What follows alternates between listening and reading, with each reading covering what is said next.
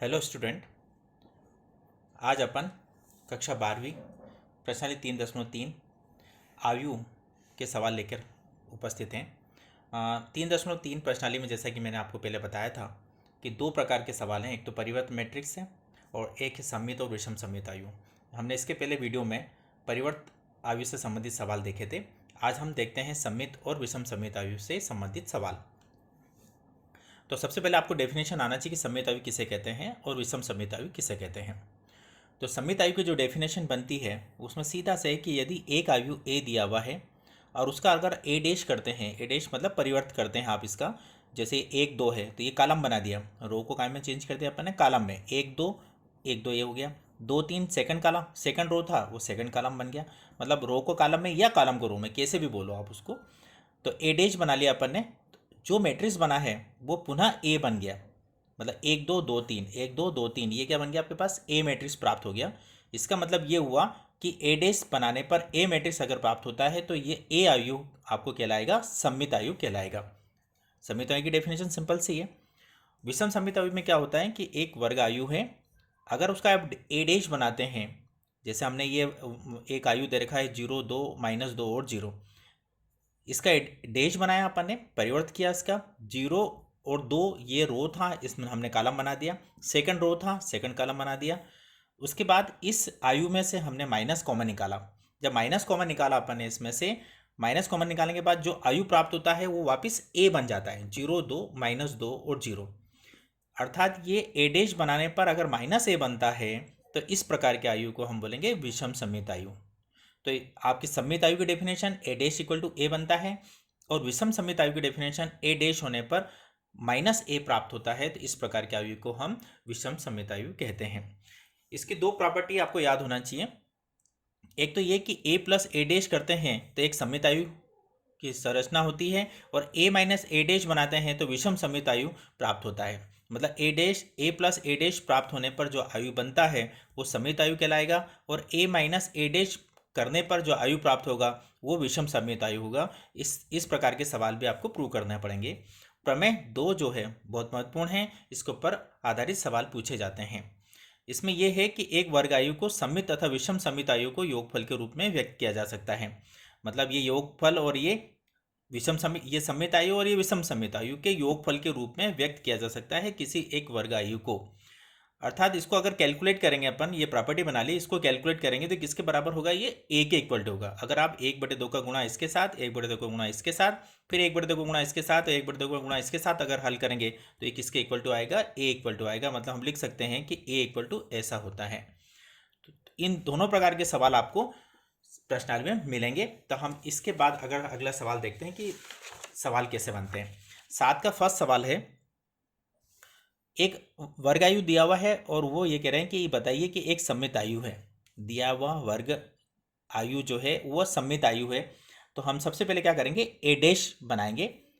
1 - 1 और 5 ये रो था, क्या बना दिया, C1, R1 को C1 बना दिया, R2 को C2 बना दिया और R3 को C3 बना दिया। मतलब रो को कॉलम में या कॉलम को रो में, जैसा चाहे आप। तो ए डैश बनाने पर जो चेंज हुआ है, जो आयु मिला है, पुनः वापस देखें कि ये ए के इक्वल टू है कि नहीं।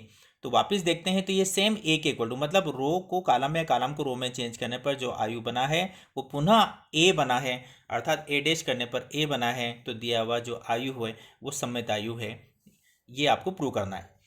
इसी प्रकार का सेकंड सवाल है कि एक आयु दे रखा है और आपको बताना है कि ये विषम सममित आयु है। 7वें का सेकंड सवाल। तो हम देखते हैं जो विषम सममित आयु की डेफिनेशन है कि ए डैश करने पर माइनस ए बनना चाहिए। तो हम इसका पहले ए डैश बनाते हैं, रो को कॉलम में चेंज कर दिया, सेकंड रो को सेकंड कॉलम बना दिया, थर्ड रो को थर्ड कॉलम बना दिया। तो ए डैश करने पर उसके बाद इसमें से हमने माइनस कॉमन निकाला, माइनस कॉमन निकाला, प्रत्येक अवयव में से माइनस कॉमन निकाला। माइनस कॉमन निकालने का मतलब है कि माइनस का प्रत्येक अवयव में भाग दे दो। तो माइनस कॉमन निकल गया आपका ये। और जब माइनस कॉमन निकालने के बाद जो आयु बना है वो किसके इक्वल टू है, वो ए के इक्वल टू है। अर्थात ए डैश इक्वल टू वापिस ए बन गया है। तो इस प्रकार के आयु का हम बोलते हैं ये विषम सममित आयु है। अब देखते हैं हम दूसरी प्रॉपर्टी जो थी, 8वें का फर्स्ट सवाल है कि एक आयु दे रखा है आपको 1 5 और 6 और 7। तो सिद्ध करना है कि ए प्लस ए डैश एक सममित आयु है। मतलब a प्लस ए डैश एक सममित आयु की संरचना करता है। तो हम a प्लस ए डैश निकालने के लिए सबसे पहले जो a आयु दे रखा है उसका a डैश बना ले। a डैश बनाने का सिंपल सा तरीका बताया अभी आपको, रो को काय में चेंज कर दें कॉलम में। 1 और 5 रो था, फर्स्ट कॉलम। 6 और 7 सेकंड रो था, सेकंड कॉलम बना लिया। a डैश बन गया। अब हमको करना है a प्लस ए डैश, मतलब a को a डैश के साथ प्लस करना है। तो ये a आयु और ये a डैश आयु आपका, इन दोनों को जोड़ दिया तो हमारे पास मिला 2, 11 और 11 और 14। इसका अब ये जो आपको आयु प्राप्त हुआ है इसके बारे में बताना है कि ये जो आयु मिला है ये एक सममित आयु है। a प्लस ए डैश एक सममित आयु है, मतलब a प्लस ए डैश जो आयु मिला है एक सममित आयु है। इसका इसलिए हम a प्लस ए डैश का डैश बनाते हैं, क्योंकि जो आपकी जो प्रॉपर्टी है वो कहती है कि a डैश होने पर a बनना चाहिए, कोई वर्ग आयु जिसके बारे में कहता है। तो इसने तो हमको ये कहा है कि a प्लस ए डैश जो आयु बना है ये एक सममित आयु है, इसलिए हमने इसका डैश करा। तो डैश करने पे 2 और 11 फर्स्ट रो था, ये फर्स्ट कॉलम बना दिया। 11 और 14 सेकंड रो था, सेकंड कॉलम बना दिया। तो 2, 11 और 11 और 14, तो ये देखते हैं हम वापिस क्या बन गया, a प्लस ए डैश। इसका मतलब ये हुआ कि a प्लस ए डैश जो आयु बना है, अर्थात a प्लस ए डैश जो है वो क्या है, एक सममित आयु है। समझ में आई बात? ये ध्यान रखना कि किसके बारे में बोला जा रहा है कि a प्लस ए डैश एक सममित आयु। तो आपको ये समझ में आना चाहिए कि a प्लस ए डैश एक जो आयु जो बनेगा वो एक सममित आयु होगा। तो हमने a प्लस ए डैश बनाया, उसका फिर डैश करा तो वापस a प्लस ए डैश बन गया, अर्थात a प्लस ए डैश जो आयु है वो कौन सा है, सममित आयु है। इसका सेकंड सवाल है कि a माइनस ए डैश एक विषम सममित आयु है। देखें इसको अब, a माइनस ए डैश, तो पहले तो a डैश बनाया अपन ने, a डैश था, a के साथ a डैश को घटा दिया तो हमको जो सवाल मिला वो 0, -1 और 1 और 0 मिला। अब ये जो आयु है आपको विषम सममित आयु प्रूव करना है, इसलिए a माइनस ए डैश का डैश करा। इसकी प्रॉपर्टी क्या कहलाती है कि a डैश करने पर -a आना चाहिए, मतलब ये a हो गया पूरा। तो इसका जब डैश करा तो 0, -1 रो था, फर्स्ट कॉलम बन गया, सेकंड रो था, सेकंड कॉलम बन गया। अब इसमें से अगर हम माइनस कॉमन निकालते हैं तो क्या बनता है, 0, -1, 1 और 0, अर्थात ये जो आयु है ये किसके इक्वल टू हो गया, ये a माइनस ए डैश के इक्वल टू हो गया। ये आयु किसके इक्वल टू हुआ, a माइनस ए डैश के इक्वल टू हो गया माइनस कॉमन लेने पर, अर्थात ये जो आयु बना है आपका a माइनस ए डैश, ये क्या हो गया, विषम सममित आयु हो गया है। इसलिए हम कह सकते हैं कि a माइनस ए डैश एक विषम सममित आयु है। ये दो आपको प्रॉपर्टी अच्छी तरह से याद होना चाहिए कि a प्लस ए डैश एक सममित आयु कहलाता है तथा a माइनस ए डैश एक विषम सममित आयु कहलाता है। एक और सवाल है, इसका इंपॉर्टेंट सवाल है कि एक आयु दे रखा है, 10 का फर्स्ट सवाल है, 3, 5 और 1 और -1 को एक सममित आयु तथा एक विषम सममित आयु को योगफल के रूप में व्यक्त किया जा सकता है। ये इंपॉर्टेंट सवाल है, पूछ भी चुके हैं परीक्षाओं में, इसलिए इसको तो अच्छी तरह से समझें। तो एक वर्ग आयु को सममित तथा विषम सममित आयु को योगफल के रूप में व्यक्त किया जा सकता है। अभी मैंने प्रॉपर्टी बताई थी कि एक वर्ग आयु माना कि ये a है, इसको योगफल और सममित आयु और विषम सममित आयु के योगफल के रूप में व्यक्त करना है। इसके लिए ये प्रॉपर्टी आपको आना चाहिए कि a equal to a plus a dash 1/2 के साथ मल्टीप्लाई और a माइनस ए डैश 1/2 के साथ मल्टीप्लाई। ये आपका सममित आयु है और ये विषम सममित आयु है और योगफल के रूप में a को व्यक्त किया जा सकता है।